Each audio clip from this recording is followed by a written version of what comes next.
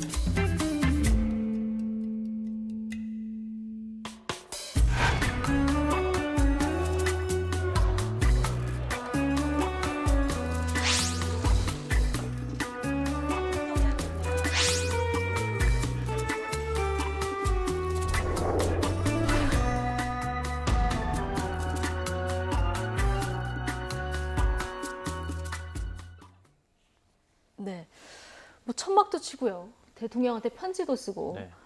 지금 신규 택지 들어간 지자체장들 반대하고 있고 해당 지역 여당 의원들도 지금 반대 목소리가 나오는 이런 상황이거든요. 어떻습니까? 뭐 이유는 있겠습니다만은 정부 대책 나오자마자 이런 목소리 어떻게 보십니까? 한국의 부동산 정책을 한 문장으로 요약하면 모두 다 알고 있는데 모두 다 모른 척한다. 아, 모두 다 알고 있는데 모두 다 모른 척한다. 네, 좀 그런 생각이 드는데요. 그러니까 물론 그 자기가 속해 있는 지자체라든가 지역구 주민들이 집값에 영향을 미칠 수 있다고 하는 그런 불만들을 얘기할 수 있다고 생각합니다. 왜냐하면 한국의 자산 가치라고 해봐야 집 하나 갖고 있는 분들이 너무 많기 때문에 그런 분들 입장에서는 자산 가치가 훼손되는 일에 찬성하기가 좀 어려울 거라고 생각합니다. 그렇다 하더라도 전체적으로 보면 주택 시장 자체에서 임대주택을 건설할 수밖에 없는 게 현실이라는 점을 우리가 인정해야 될 거라고 생각하고요. 그러니까 우리 지역만은 안 되고 다른 지역은 해도 된다 이렇게 생각하는 것은 저는 이기주의에 가깝다고 생각합니다. 근데 그걸 문제는 지자체장이나 아니면 지역구 국회의원이 오히려 분위기를 조장하는 듯한 이런 모습들, 특히 여당 소속인 이런 이제 정치인들이 이런 모습을 보이는 것은 이제 보기 안 좋게 보이고요. 야당에서 민주당판 님비라고 비판을 해도 할 말은 없게 됐다. 그러니까 만약 정의 임대주택 문제에 대해서 고민이 된다 하면 임대주택 우리 구민들, 아니 우리 지역 구민들을 설득해서 임대주택을 우리 쪽으로 짓게 하는 대신에 우리 지역의 주거 환경을 어떻게 개선할 것인가.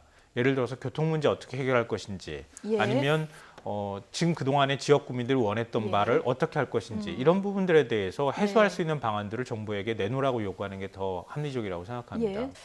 자, 지금 김성환 평론가 얘기해 주셨지만 야당에서 뭐 비판을 해도 할 말이 없게 된 이런 상황이 됐다 얘기를 했는데 어쨌든 이런 목소리 때문에 시장에 혼선을 줄까 이런 게 걱정 아니겠습니까? 네. 일각에서는 그러다 보니까 여당 소속 의원들 공개 반기가 그 지역 주민들을 향한 어떤 보여주기 행보 아니냐 이런 분석을 하시는 분들도 있더라고요. 어떻게 보십니까? 예. 근데 기본적으로는 뭐 철학의 빈곤이다라고 저는 생각을 해요. 그러니까 내 지역구 또 내가 지금 책임지고 있는 자치 지역 그 지역을 어떤 그 지역으로 만들어 갈 건지에 대한 그러니까 그런 철학이 있다라고 한다면 사실은 이런 얘기가 나오면 안 되는 거죠. 그러니까 지금 더불어민주당은 기본적으로 그 서민을 대변하는 정당이라고 지금 표방하고 있는 거 아니겠습니까? 그렇다라고 본다면 우리 지역은 서민이 가장 살기 좋은 곳으로 만들겠다라고 생각을 하면 사실은 저희 지역은 서울시 중에서도 가장 집값이 낮은 지역이고 예. 들어오시면 서민들도 편하게 살 수 있는 지역입니다. 라고 나가야 하는 거죠. 자, 그런데 지금 상황은 결국은 이분들 그 해당 지역에 집 가지신 분들 이익을 대변하는 발언을 지금 하고 있는 거잖아요. 예. 가장 걱정하는 게 임대주택이 들어오면 아파트 가격, 집값 떨어질까 봐 그걸 걱정하는 그 의견을 지금 반영하고 있는 거잖아요. 예. 이게 앞뒤도 안 맞을 뿐만 아니라 기본적으로는 철학의 빈곤을 좀 반영하는 거다. 저는 그렇게 네. 좀 생각을 합니다. 철학의 빈곤 한마디로 얘기를 해주셨는데요. 당정청이 함께 논의를 해서 대책을 내놨는데 이런 혼선이 빚어지는 이런 상황입니다. 지금 지도부가 입단 속에 나서면서 소통에 나서겠다 힘쓰고 있는데 이 소속 의원들 반발은 어떻게 잠재워야 될까요? 근데 이거는 뭐 반발을 잠재우고 아니고 한 문제는 아닌 것 같고요. 근데 사실 부동산 정책을 발표할 때 사전에 조율한다고는 얘기하지만 지자체하고 특히 지역구 국회의원하고 사전 협의하기가 굉장히 어렵잖아요. 예. 그러니까 미리 정보가 새 나갔을 때 나타나는 부작용도 상당히 컸고요. 그런 면에서 지역구 국회의원을 다 설득해야 지역에 뭔가 주택을 질 수 있다고 하는 것 자체도 모순이고요. 그렇게 되면 할 수 있는 방법이 거의 그렇죠. 없어지는 아무래도 거다. 지역의 뭐 이익을 대변할 수밖에 없는 거니까요. 지역구 국회의원이라고 하는 자리가. 예. 그러니까 그런 측면에서 불가피하다고 하는 점을 인정을 해야 될 거라고 생각합니다. 그러니까 뭐 앞서도 말씀드렸던 것처럼 우리 지역은 안 된다 이런 방식보다는 오히려 우리 지역에 뭐가 문제가 있는지를 얘기해서 그 문제를 함께 해결할 수 있는 방법을 찾는 이런 예. 방식의 어떤 대안들을 제시하는 그런 모습이 더 나았을 텐데. 정부 대책을 받고 우리 지역에 그렇죠. 필요한 것을 얻어내는. 네, 그렇죠. 그리고 사실은 여기에는 기존의 임대주택에 대한 좀 안 좋은 뭔가 선입견 같은 것들이 작동하고 있다고 생각하거든요. 예를 들면은 아파트 단지인데 임대주택 단지에 다니는 그 살고 있는 아이들이 내가 다니고 있는 내 아이가 다니고 있는 초등학교에 함께 다니는 게 싫다거나, 그러니까 같은 임대주택을 짓더라도 임대주택은 허름하게 지어놓고 그리고 똑같은 단지 안에서도 다른 분양받는 주택은 굉장히 번들어하게 지어놓는 이런 모습들을 계속 우리가 반복해 왔다는 거죠. 예. 그러니까 외국 같은 경우에는 오히려 보이는 게 중요하다고 생각해서 임대주택을 더 멋있고 화려하고 다른 사람이 들어가기 좋아하는 그런 곳으로 만든단 말이에요. 우린 그렇지 않았어요, 그동안에. 그런 선입견이 작동하고 있었다고 하면 이번에는 뭐 정부에서도 얘기하는 것처럼 임대주택 10평 이하, 10평대 정도 수준만 그런 임대주택을 지어왔던 이런 방식에서 탈피해서 정말 주민들이 살고 싶어하는 임대주택. 그리고 지역 주민들 가운데 지금 오히려 세입자로 살면서 굉장히 힘들게 사시는 분들은 우선 입주할 수 있는 방법들을 찾는 것. 이런 것들에 대한 요구가 이루어지는 그런 방식의 토론이 이루어지고 요구가 오고 가야 하는데 그게 아니라 무조건 안 된다. 이런 식으로 나오는 것은 저는 다른 국민들도 아마 용납하기가 좀 어려울 거라고 생각합니다. 예, 우리 지역에 필요한 거 그리고 공공임대주택을 짓더라도 정말 들어가고 싶게 지어야 되는 이런 부분에 생산적인 논쟁이 벌어져야 되는데 지금은 좀 생산적이지 않다. 이런 말씀 해주셨는데 이번 공급 대책의 또 하나 쟁점이 7만 가구 정도의 고밀도 재건축 재개발입니다. 용적률 500%까지 올려주겠다. 하지만 늘어나는 물량의 50에서 70%는 공공 분양분으로 가져간다. 이 대책에 대해서 실제 재건축을 추진하는 조합원들 사이에서는 불만의 목소리도 나오고 있습니다. 여당에서는 민주당 4년간은 절대 양보는 없다. 주택은 공공재다. 이런 목소리가 나왔는데요. 조합 측 그리고 민주당 이원욱 의원 이야기 함께 듣고 오시겠습니다. 너무 많이 뺏어가니까. 안 그래도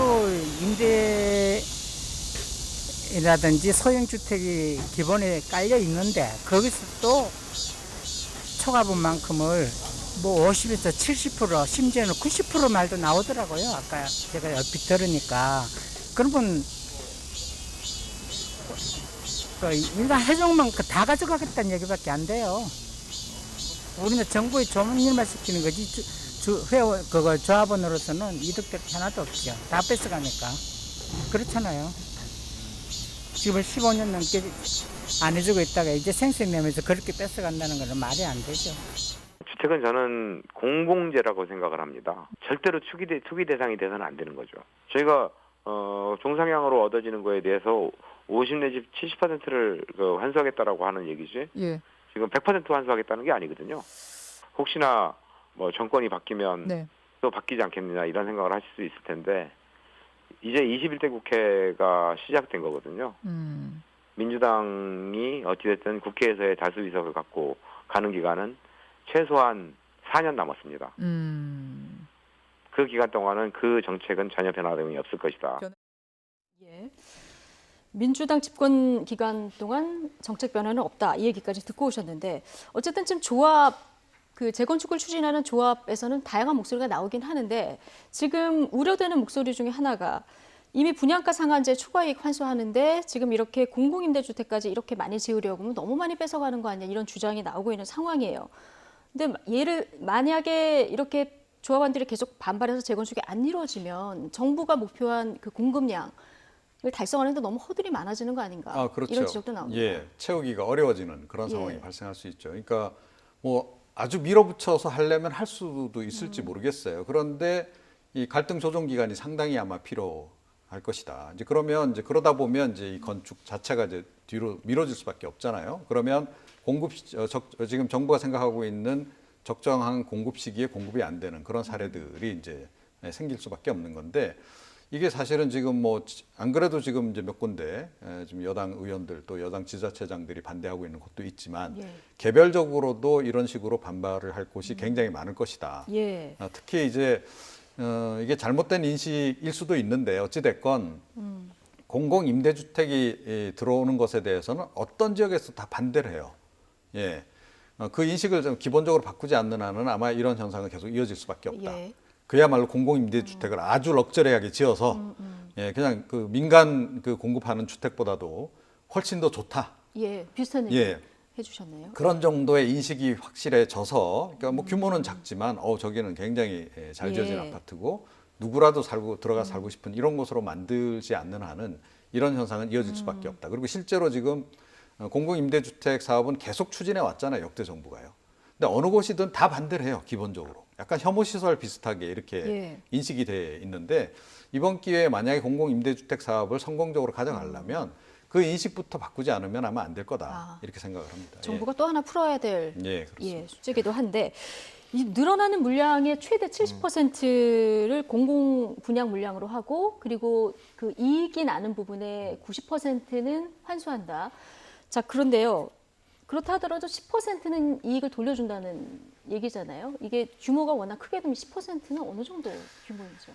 뭐 지금 예. 일반적인 재건축의 경우에는 한 조 단위 사업이잖아요. 네. 10%라고만 얘기해도 1,000억 원입니다. 그게 결코 적은 돈이 아니고요. 저는 오늘 신문도 이렇게 보면서도 느끼지만 왜 음마아파트하고 자꾸 비교하는지 모르겠어요.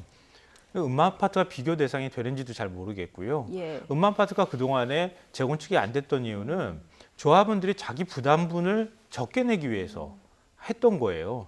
강남 아파트 가운데 가장 높게 지어진 아파트 중에 하나입니다. 그래서 지금 재건축이 안 됐던 거예요. 예. 그러면은 조합원들의 이익을 보장하면서 재건축이 이루어지기 위해서는 층고를 더 높여야 되는 거거든요. 그러니까 층수를 더 높여야 된다는 거죠. 근데 서울시에서는 그동안에 층수를 35층 이하로 제한을 했기 때문에 그래서 수익성이 안 나기 때문에 재건축을 못했던 것이지 다른 이유 때문에 못했던 건 아니었어요. 그러니까 음마아파트하고 자꾸 비교를 하게 되면 음마아파트를 기준으로 삼을 건 아니다. 그거는 아니다라고 생각하고요. 저는 섣불리 예단하기 어렵다고 생각해요. 물론 재건축 아파트 가운데 강남 쪽에서는 개발 이익을 굉장히 많이 기대하고 있는 심리들이 있단 말이에요. 왜냐하면 재건축이 이루어지는 즉시 아파트 가격이 한 10억씩 뛰는 현상들이 나타날 것이기 때문이죠. 그러니까 그런 부분 때문에 조합원들이 굉장히 큰 기대를 갖고 있다가 이러면 내 거 뺏어가는 거 아니야 이런 심리가 지금 작동하고 있다고 생각합니다. 근데 예를 들면요, 기존에 조합원 부담분이 있을 때 그 부담분이 줄어드는 것에 대해서 조합원들끼리 아직까지 토론도 한번 안 해봤어요. 그런 부분에 대한 고민이 좀 필요할 거라고 보고요. 또 강남이기 때문에 임대 아파트 집어넣으면 집값이 더 떨어질 것이다. 우리 아이들 같은 학교 못 보낼 것이다. 뭐 이런 식의 어떤 심리들이 작동하는 것 자체가 저는 뭐 사회적으로 용납이 돼서는 안 된다고 개인적으로 생각합니다. 근데 그런 것까지 감안해야 되고요. 그리고 그동안에 이제 뉴타운 지정됐다가 해제된 지역도 굉장히 많이 있거든요. 그러니까 단독이나 다세대 다가구가 밀집되어 있는 지역들도 상당히 많이 있습니다. 그런 지역 같은 경우에는 공공이 나서서 개발하겠다고 하면 찬성할 수 있는 지역들도 꽤 있다. 그렇군요. 그러니까 재건축에만 기대하지 않아도 될 수 있는 부분들도 있기 때문에 지금 벌써부터 이건 기대할 수가 없다, 뭐 줄어들 것이다 이렇게 예단하기는 좀 어렵다고 생각합니다. 음마 아파트가 모든 재건축 단지를 대변할 수 있는 건 아니다. 그리고 네. 용적률을 많이 높여줬기 때문에 다른 지역에서 목소리도 좀 들어봐야 되는 이런 상황이란 말씀이신데. 어쨌든 지금 이원욱 의원 얘기 들어보셨지만 4년 동안 우리가 집권하는 4년 동안 정부 정책 변화 없다. 집은 공공재다 이런 얘기 분명히 하고 있지 않습니까? 어쨌든 정부 여당의 의지는 굉장히 확고한 것 같아요. 예. 그런데 이제 좀 사회주의적 발상 아니냐라고 비판받을 여진이 있는 거죠. 그러니까 과연 주택이 공공재냐 예. 하는 거예요. 그러니까 토지 공개념 그래서 지금 이 토지 가지신 분들은 여러 가지 정부 규제를 지금 많이 받고 있어요. 자, 그런데 집마저도 내가 어떻게 임의로 할 수 없을 만큼 정부 규제가 이렇게 치밀하게 아주 조밀하게 이렇게 들어와 있다라고 전제한다면 그럼 내가 집을 과연 가져야 될 이유가 있나? 뭐 이런 이제 근본적인 이제 회의감부터 이제 들기 시작하는 거죠. 물론 그게 목표일지는 모르겠어요. 예. 그런데 과연 그게 바람직한지는 좀 잘 생각해 봐야 된다. 그리고 최근에 지금 이제 정부가 1년의 이제 부동산 대책을 내놓는 과정에서 사실은 이 부분이 충분히 지금 논의도 안 되고 점검도 안 된 상태에서 지금 마구잡이로 지금 이제 그 뿌려지듯이 그냥 이렇게 예. 나오는 그런 측면도 없잖아 있거든요. 그래서 기본적으로 대한민국은 자유민주주의 국가이기 때문에 시장 경제를 존중하는 것이고 그 원리 위에서 어떻게든 이 문제를 풀어가는 방식을 좀 택해야 된다. 그리고 자꾸 이렇게 정부 규제가 많이 들어간다 그래서 그러면 이 문제가 해결되느냐? 꼭 예. 그것도 아니기 때문에 잘 생각을 해봐야 된다라고 봅니다. 그러니까 이런 것들이 너무 조율이 안 된 채 지금 넘어가는 게 좀 문제가 아닌가 이렇게 생각합니다. 앞서 굉장히 중요한 얘기 해주셨는데요. 철학에 관한 문제라고 저도 동의합니다. 그러니까 그동안에 한국 사회에서 강남 재개발 시작하고 난 다음부터 특정 사람들의 이른바 힘있고 돈 있는 사람들이 자꾸 자산을 불려가는 수단으로 집이 만들어졌고 예. 그리고 서민들도 평생 돈 벌어서 집 한 채 사기 힘든 상황에서 어찌됐든 그 투기 대열에 합류할 수밖에 없는 상황이었었어요. 그걸 이제 바꾸자는 거 아닙니까? 예. 팔다리 자르는 심정으로 이제 투기는 못하게 하겠다라고 지금 정부가 선언하는 거잖아요. 그럼 주택에 대한 개념도 이제 바꿔야 될 필요가 있고요. 그런 면에서 그러니까 공공재라고 하는 측면은 그냥 주택을 사회적으로 그냥 다 공유하겠습니다 이런 개념이라기보다는 그러니까 재건축을 하든 아니면 개인적으로 주택을 소유하든 간에 사회적 인프라를 다 이용하는 거잖아요. 예. 그러니까 뭐 농반 진반으로 그런 얘기 하거든요. 그럼 도로 이용세도 내지 그러냐고 이렇게도 얘기하거든요. 사회적 인프라나 이런 것들은 다 누리면서 이건 내 집이니까 내 마음대로 하겠다. 이것도 너무 이기적인 발상이라고 생각합니다. 그러니까 이번에 정부가 해야 할 것은 투기 이제 다시는 집을 가지고 투기의 대상으로 삼아서는 안 된다라고 하는 원칙을 준다면 그 외에 나머지 철학적으로 국민들이 예. 생각해왔던 것도 인식을 바꿀 수 있는 그런 제도적인 뒷받침이 되어야 한다고 보고요. 예. 그렇기 때문에 개발을 하거나 이럴 때 임대주택을 넣겠다고 하는 것도 이것도 사회적 합의이자 철학입니다.